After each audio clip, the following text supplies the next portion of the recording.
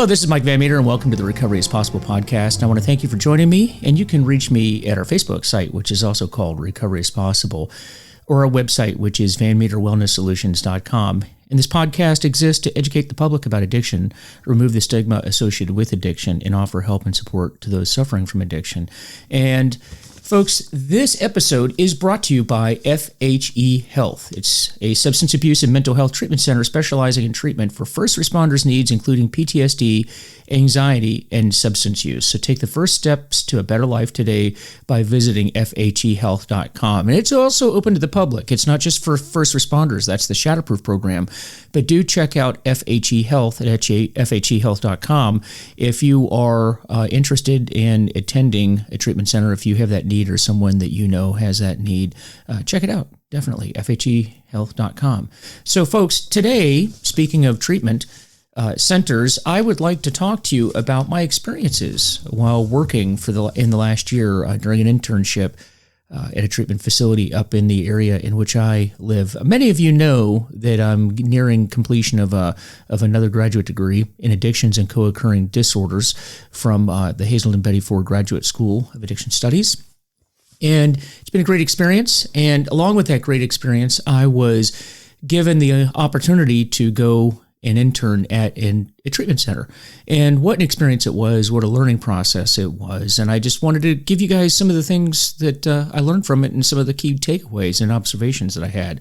You know, this was a great experience for me because towards the end of my FBI career, somewhere in there, I began working as an EAP peer, or Employee Assistance Program peer. And for those of you that aren't familiar with that, what that means is that you have someone who's not formally trained in counseling, but they are people that with just a background or experience, like in my case, alcohol and addiction, where you've worked on that and you've had some success in that, and you're trying to help other employees get help as well. But this is not on a formal basis. This is not formal counseling. It's nothing official. It's just something that you can do to help other employees and hopefully point them in the right direction to help them help themselves. And I did that for a number of years. And as you know, I started, I was teaching at the FBI National Academy and developed a course called Leading at Risk Employees, which talked about programs, policies, procedures that you could, that agencies needed to have. And the audience, target audience of that class were police executives from across the world. And we talked to them about what they can do to help their employees, if they didn't have EAP programs, how they could develop that, and other programs, training those executives on what treatment was, what addiction was, progression of addiction, intervention strategies, and the like, to help their employees get well. And so I did that for quite a while. But what that did was it exposed me to, of course, addiction with the employees. But when you're working at a place like the FBI, you're kind of limited in the number of types of drugs and situations that you're facing. And most of the situations I had were alcohol, not exclusively. Some of the cases I had were OxyContin, people becoming addicted to prescription medications, sometimes even over-the-counter drugs. Sometimes something illicit, but not very often. Okay, not very often, just because of the nature of the workplace and the fact that people carry weapons and have security clearances. So if you got to a certain point, you just weren't employed by the organization. That was beyond my scope of control, but you weren't employed there anymore. What that did for me in the counseling realm was really limited my exposure to alcohol, the opiate prescription drugs, and some of the over-the-counter drugs. But we really didn't experience marijuana, certainly not heroin, or any cocaine or any other drug, because you just wouldn't be working there. And it was a good experience. I learned a lot from that. But having gone to a treatment center where I'm working with the public, all of that's out the window. In the treatment center, you are faced with everything under the sun. Name a drug, we saw it. Sometimes all of the drugs all at once, coupled with sometimes some significant mental health issues on top of the taking the drugs. And that was an experience that you just can't get anywhere else. I mean, it's almost like a resident or an intern, a medical intern or a medical resident working in an emergency room in a city.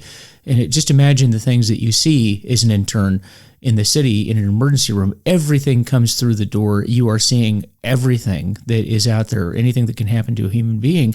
And that was sort of the experience that I had. The treatment center was open to the public, and we saw everything. And for me, learning-wise, it was a good experience because I had to counsel just about every imaginable scenario you can think of. You're now having to do counseling work with that individual. So it was a real growth period for me. Learned a lot, learned about a lot of different types of people. These, by and large, were not people with security clearances, although we did have a few. But whereas in the FBI, that was everybody I dealt with. It was the vast majority of people that I worked with in the treatment center did not fall into that category. And so that opened my eyes and it expanded my wealth of knowledge and information and abilities from there. And for that, I'm eternally grateful. And the counselors that I worked with were all fantastic people. These are people that dedicate their lives to helping other folks. And trust me, they're not doing it for the money. There is no money in the counseling business. And these people, in some cases, were foregoing, or in fact, left some very prosperous, and when I by prosperous, I mean financially, phenomenal careers, but their heart was so dedicated to helping those that are suffering from addiction and mental health issues that they left whatever profession they were in to go into counseling. And as a result, we're foregoing the opportunity to make a ton of money. But that's not what this business is all about. These are people that are there for all the right reasons. They're there to help others, the people that are suffering. And I was just really moved by some of the counselors that I worked with because these are great people. And they are underserved people. They are people that are not appreciated. They absolutely should be paid much more than what they are getting paid.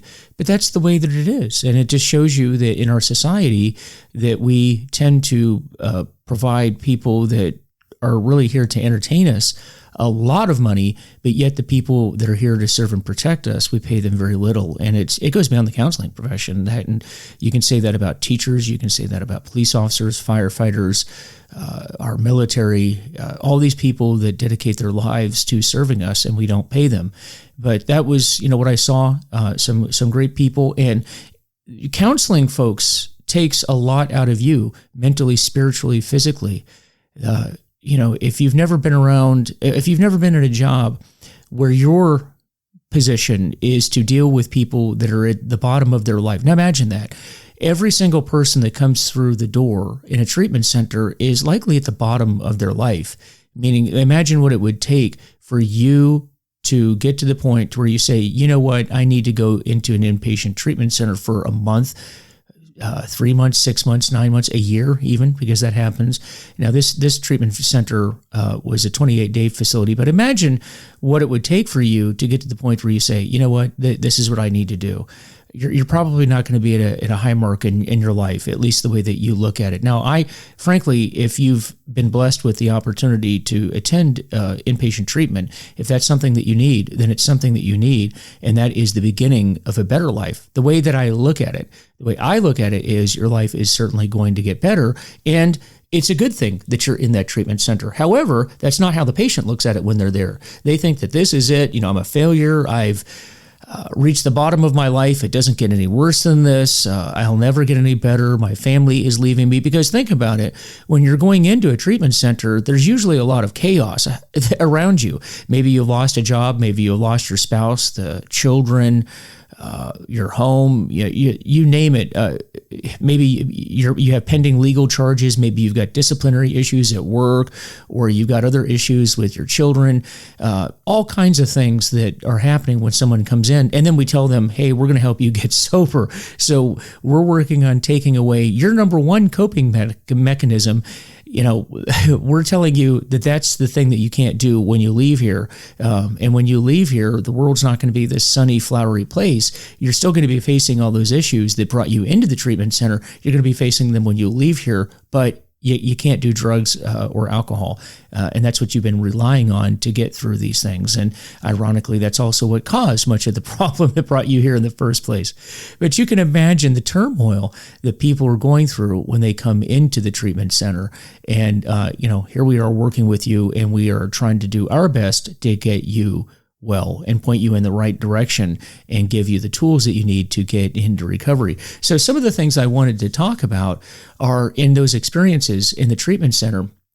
Because if you are someone that is thinking about going to treatment, and I know that there are a lot of people that listen to this podcast that are at the point where they're thinking, you know what, maybe that's something I need to do. Now, how do I know that? Because I get phone calls from family members and from the patients themselves that say, I listened to this podcast and I listen to what you're saying, and I'm thinking, you know what, I need to do something about my addiction and something to improve my life. And so I want to go work on getting well.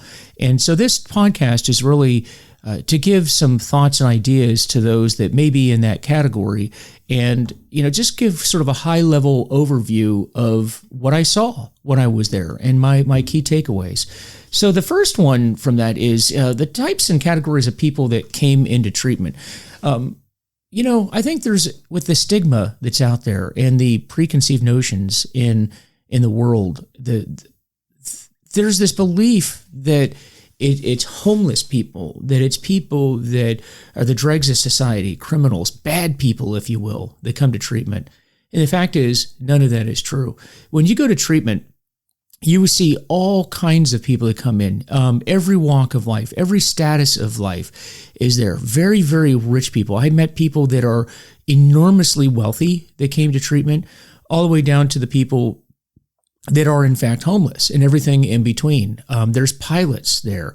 There are Congress people, White House staffers, business people, homemakers, you name it, everybody. Name a profession, and I probably saw someone from that profession in the time that I was there, and also when I was a patient myself. So you can't just say that there's one type of person that goes to treatment. It's everyone. Addiction is an equal opportunity destroyer. It's probably the most equal opportunity thing that we face in this nation. So everyone comes into treatment. So the one thing that each one of these people had in common was that they all needed to get help, and they all needed to stop drinking and drugging. And that's what we want to emphasize, and we tried to emphasize when they came in, that this is about your similarities, and that is that you need to stop drinking and drugging, and you need to get help. And we're really not here to talk about what your profession is, what your occupation is, what your political beliefs are, your religious beliefs are. None of that applies here. This is all about you getting well. And that is what each and every patient has in common with one another. And so what causes people to come? Now, we talked about some of it already. And what causes people to come to treatment is they don't have any alternative. They have gotten to the point to where there's two options: get well or die. Get well or die. And before you die, you're going to lose everything, and then you're going to die. And that's what causes people to come. Now, unfortunately, for many people, that's not the end. That's not enough. That sheer fact is not enough to cause them to want to get well. But that's why people come. If you had a different alternative, if there's something else that you could have done, you would have already done it. And maybe you have tried it, but it wasn't successful in your life. And so then you thought, well, I'm going to go to treatment. Or more likely, somebody else told you that you needed to go to treatment. But that's why people come to treatment. Now, on the flip side of that, when people come to treatment, why do they leave? And I don't mean graduate from the program, spend the 28 days there, and then leave. I'm not talking about that. I mean, why do people leave against medical advice? Why do they do that? Well, they leave because they think it's not working, or they think that they won't get well, or that they think that they can't change their life, or they feel that they're going to die if they can't take another drink or another drug, or they think that they just can't imagine their life progressing from where they are without drinks or drugs, even though it's the opposite that's true. But that's why people leave. They just cannot envision a sober life ahead of them. And they actually, ironically, think that life, the sober life, is going to be worse than the life that they have when they came into treatment. And that's when we talk about addiction being a disease of the mind and the body. That's what we're talking about. Your brain is hijacked. Your brain is hijacked into thinking that what you are doing is necessary for survival, that what you are doing is the good thing, that this is what you need to do in order to thrive and survive. And when the reality is that this is in fact what's killing you. So for those of you that still aren't convinced that addiction is a disease, that's proof positive right there that addiction is a disease. It's a disease of the mind and the body. In the body, it's the genetic pre-uploading, the disposition, the fact that you process drugs and alcohol differently than other people. And of the mind, where your mind is then hijacked, saying that that thing which is a poison is actually good for you and necessary for your survival. And so your brain keeps telling the rest of your body to keep taking the drug, and it hijacks you. And that's what you see in people.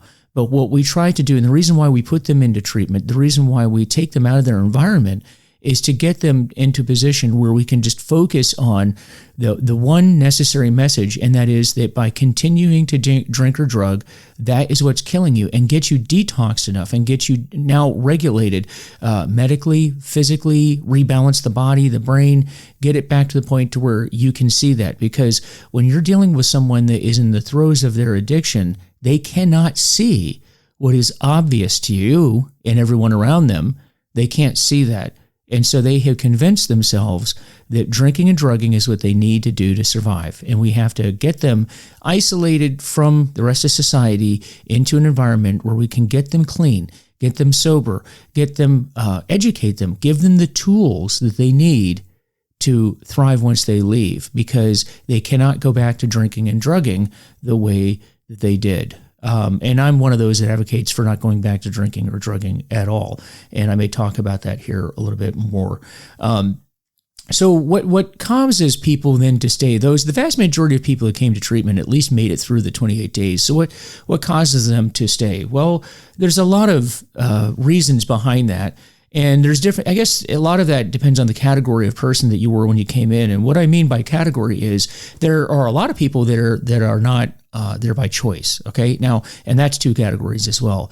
We have those that are there because maybe the legal system put them there and they were told, go to treatment or go to jail. So you're there against your will, but you're not necessarily there because you want to get well. You're there because you don't want to go to jail. Okay, now a lot of those people don't necessarily take to heart what we're talking about, and they are there just so they don't face other consequences.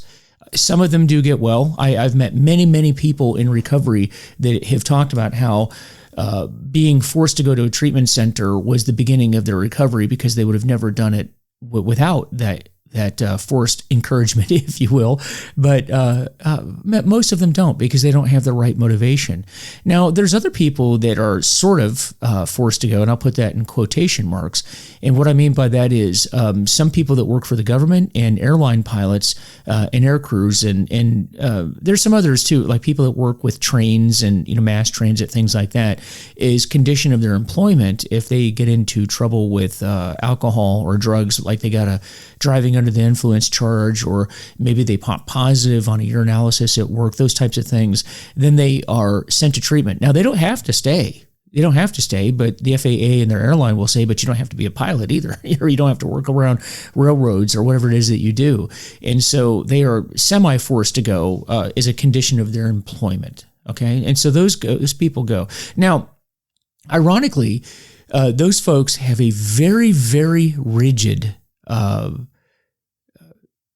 process that they need to go through, is the only way that I can put it. And it varies a little bit from the agencies and the airlines and the organization that you're with, but they have very strict follow-up, meaning they will go to AA meetings or NA meetings once they leave treatment. They are exposed to that, of course, while they are in treatment, but they will also be subjected to continuous testing, more rigid than they were already exposed to while in deployment. And they have to follow certain guidelines and procedures and testings for about 2 years in some cases. The airlines, all of them, through the FAA, have to follow that testing for about 2 years. But you know what that means? It means that in the long term, when they did studies to look at it, the long-term recovery rate for these folks, meaning going beyond 2 years, was very high, like in the 90th percentile or higher. depending on the group that you're looking at, which is by far the highest success rate of anyone that we saw in the treatment center. So there's something to that, the rigidity, the testing, the really just having your organization on top of you and really encouraging you and, again, almost forcing you with the understanding that you can leave the organization at any time. But if you want to continue to fly, here's certain things we'll do. But for many of these people, they end up in much longer term recovery than they would have otherwise, and certainly much longer recovery on average than the rest of the patients that we saw. So there's something to that. And there's other organizations, some other government organizations that have similar policies, not quite as rigid, but they also don't have quite the success rate either. Higher than the general population, but not quite as high as the airline pilots. So that was just a very interesting phenomenon that I picked up there or while I was there. So why don't people make it long-term then? So I talked about the general population, and the general population doesn't make it near as long as the government organizations and the airline pilots. And I think a lot of that has to do with the fact that there's not a whole lot of follow-up once they leave treatment, and in some cases, no follow-up. So there's something that needs to be done with you when if you fall into that category where you don't have an organization sort of following you afterwards. The only thing that I can suggest to you is to follow the plan that is given to you by your counselor. And usually, not always, but usually the counselors are going to give you things like intensive outpatient or outpatient, sober living, or halfway houses, things like that. And I would, if that's recommended to you, there's a reason why that was recommended to you, because there's certain guidelines and procedures that they use to determine what is best for you in your aftercare treatment. And I would highly suggest taking that. Now, there's not going to be anybody forcing you to do that like with the others, but I would recommend taking that because we find that the people that leave treatment and get into an intensive recovery program of some sorts, they have an exponentially higher rate of success than those that just go and do it on their own. Doing it on your own and going back to your old ways, going back to the ways that got you into treatment in the first place, that's not a plan for success. It just isn't. And I didn't see it happen with anybody that left the treatment center. So the more that this is planned, the more that you can put that together and the more that you can adhere to it, then the higher your chances are of long-term sobriety and long-term recovery. But as always, you have to first and foremost decide that that is in fact what you want. All right. And let me just address that for a minute. You have to think when you come into treatment, ask yourself this question. Why am I here? Am I here because I want this person off of my back? I want my job off of my back. I want those people to go away, these people that are bothering me about my drinking and drugging. Do I want them to go away? We call that in the recovery world the back problem. You want to fix your back problem. You've developed a back problem and you want the back problem to go away, meaning all these people are on my back and I want that fixed. I want them gone. I don't necessarily want to stop drinking or drugging. I just don't want these people on my back. And only you can answer that. Only you know the answer to that question. But it's a vital question and largely will determine your success and where you go post-treatment. Am I just here to fix my back problem, or do I in fact want to get well? Okay, so ask yourself that question, and that will determine whether or not you make it long-term. Because I know in my own case, it wasn't until I decided that I wanted recovery and I wanted to get well more than I didn't want to get well, I wasn't going to get well, and it didn't work for a long time. And when I finally made that decision, then things turned around.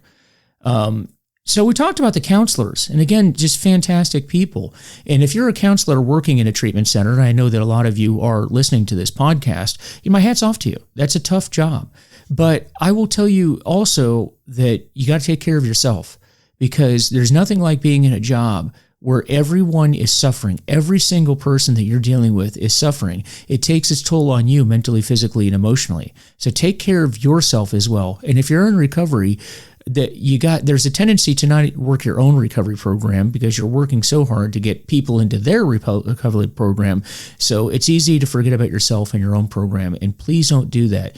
You have to stay healthy.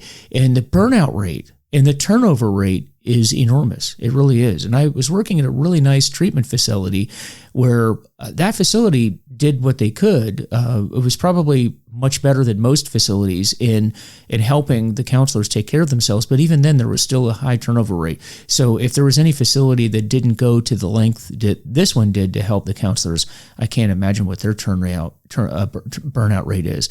And, we need you out there. We need you on the front lines. We need you helping. We need you doing the work.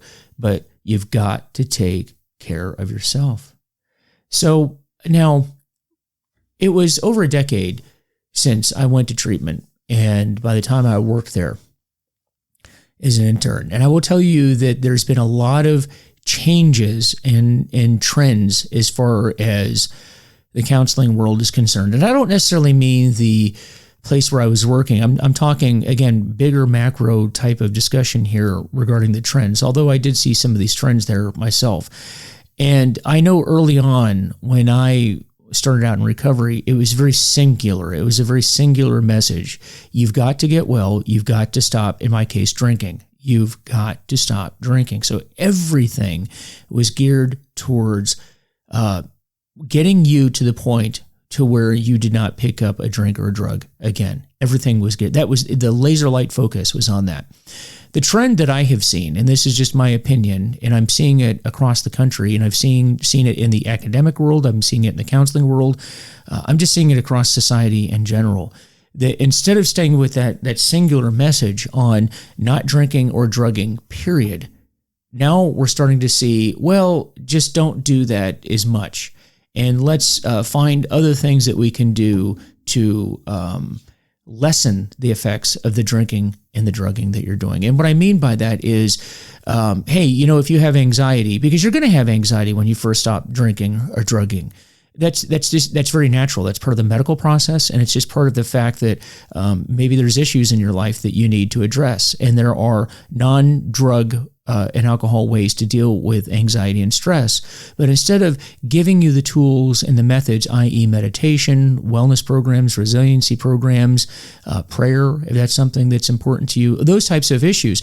instead of going down that road, let's just find a less damaging way chemically to deal with anxiety, i.e. let's smoke marijuana, let's take CBD, let's do all these other things, as opposed to just working on you and training you to work on life's terms, drug free. Now we've gotten to the point where there are these other alternatives. And in fact, you see nationwide, there's a push now to legalize marijuana everywhere. And for those of you that say that there are therapeutic uses to marijuana, I will tell you that if you had spent time in my shoes in a treatment center, you would see a lot of people there that are in treatment for marijuana and marijuana only.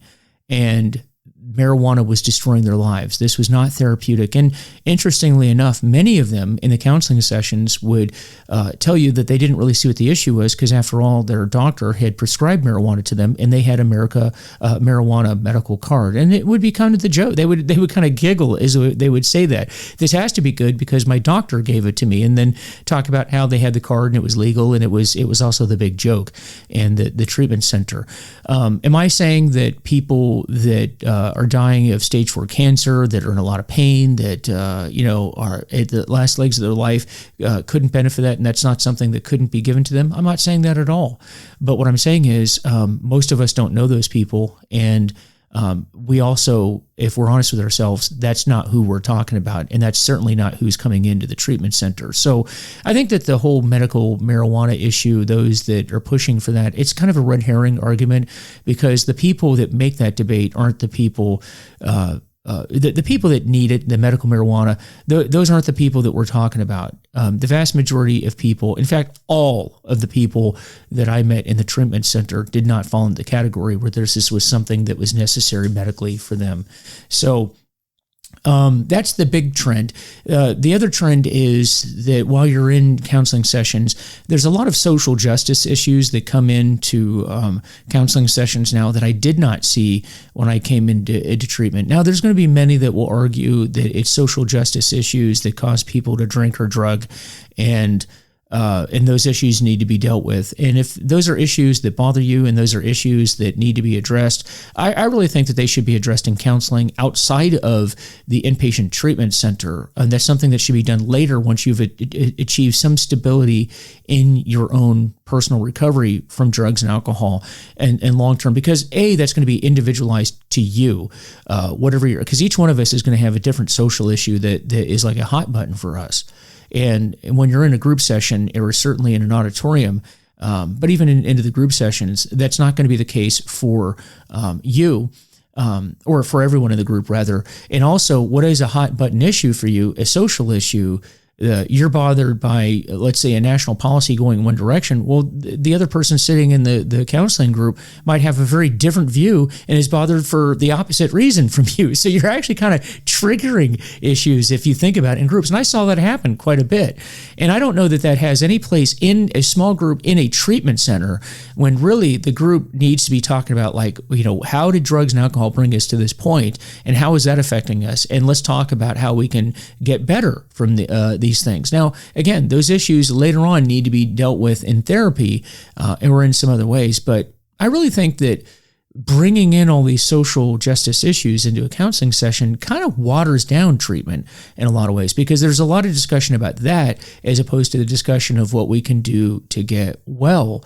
And people end up leaving treatment really not knowing the fundamentals and the basics of addiction, the progression of addiction, and how to get well. So that's just my observation and my opinion. And, we talked about the success of the specialized groups. And the specialized groups, meaning the pilots, police officers, government employees, those types of things. I can't emphasize enough that the real reason why they were successful is because it was very focused, very structured, very intensive, with a lot of supervision and oversight. And there were consequences not for following it. And early on, let me just say this once again, early on, people were following recovery and following those plans out of necessity because they did not want to lose their job. They do it in the beginning because they have to. But eventually, what we found, with very few exceptions, was that after a period of time, namely about 2 years, people were doing it because they wanted to, and they saw the benefits, and they saw clearly that their lives were getting better over time. And that was my own experience. That recovery does not happen overnight. It does not happen overnight. It takes time for that mental shift, that spiritual shift, that whole cognitive shift to occur. You didn't start drinking and drugging. You didn't start drinking alcoholically overnight, and you're not going to get sober overnight. It takes time. And that whatever you can do in your life to give you the best chance of survival, the more things you can do to give yourself the best chance of survival, the better. And those long-term specialized programs provide the best opportunity, because it just keeps you focused and keeps you intense.